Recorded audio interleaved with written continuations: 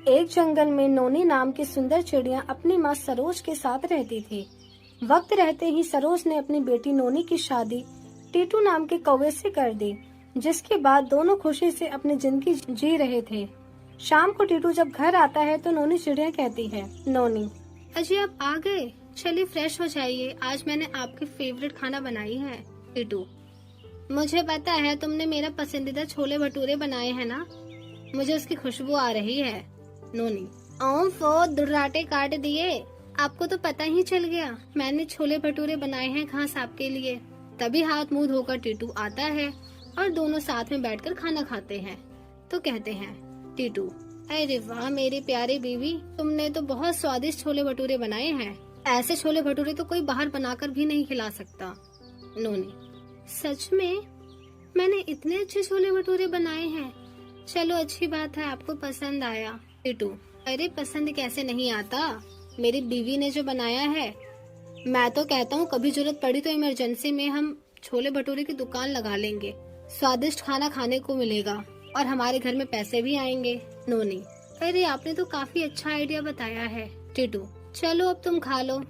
वो दोनों खाना खा ही रहे थे कि नोनी की सास मंजू आ जाती है और नोनी अपनी सास के पैर छूते हुए कहती है, नोनी, अरे माँ जी आप आ गई, 4 धाम की यात्रा करके, चलो बढ़िया है, आइए ना आज मैंने छोले भटूरे बनाया है।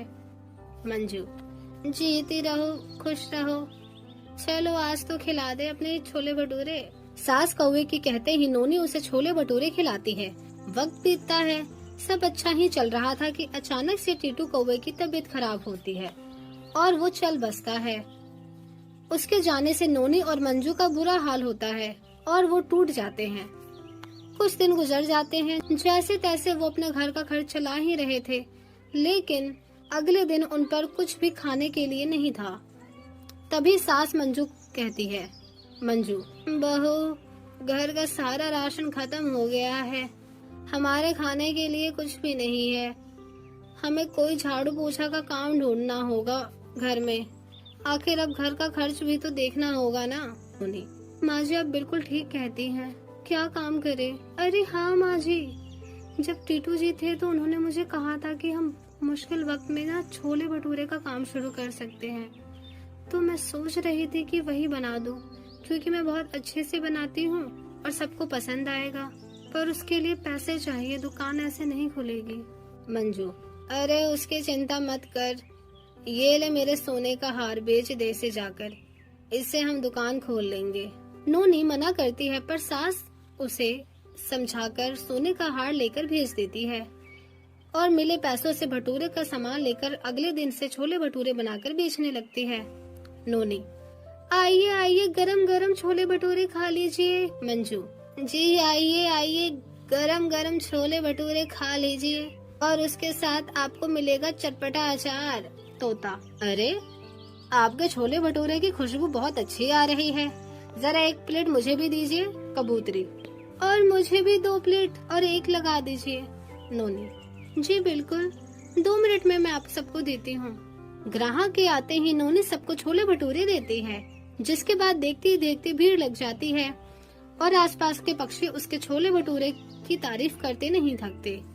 वक्त बीतता है, धीरे धीरे उनकी घर की स्थिति ठीक हो जाती है, जिससे वो छोले भटूरे की 3 ब्रांच खोल लेते हैं और खूब अच्छे से चलाते हैं। चीना चिड़िया अपने पति जोजो कौवे के साथ जंगल के पेड़ पर बने घर में रहती थी। जोजो कौवा लकड़ी के घर बनाने का काम करता था। वो अपनी पत्नी के साथ चाय पी रहा था कि उसके घर में एक नैना कबूतर आती है और बोलती है, नैना, अरे ओ भाई साहब कैसे हो आप। जोजो, मैं ठीक हूँ, आप बताओ कैसे हैं, कैसे आना हुआ आपका। नैना, अरे वो मेरा एक काम था ना, इसी के चक्कर में आई हूँ। क्या है ना, आपसे घर बनवाना था, तो अभी आप कब तक बनाना चालू कर देंगे।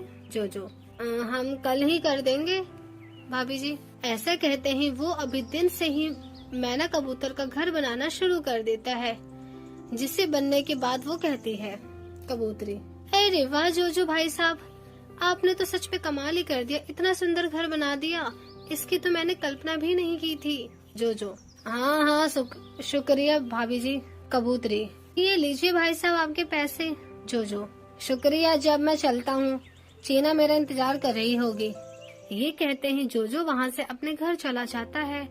फिर चीना को देखता है तो चीना बोलती है, चीना जी आ गए आप, ये लीजिए मैंने आपके लिए पसंदीदा पकोड़े बनाए हैं। जोजो, क्या बात है, और मैं भी तुम्हारा पसंदीदा कुल्फी लेकर आया हूँ, ये लो तुम खाओ। चीना, जी शुक्रिया। ये बोलकर दोनों पकोड़े खाते हैं। वहीं दूसरी और जोजो को भी बहुत सारे घर बनाने का काम आता है, पर मौसम खराब होने पर सबके घर बाढ़ और बारिश ढह जाते हैं। यहाँ तक कि जोजो और चीना का भी घर। तूफान से बचने के लिए एक दिन वो खुद को शटर के ऊपर ले जाते हैं और रहते हैं। हफ्ते भर बाद मौसम ठीक हो जाता है। सभी लोग और पैसे खर्च करके लकड़ी का घर बनवाने के लिए मजबूर थे। आखिर इतना पैसा था ही कहाँ।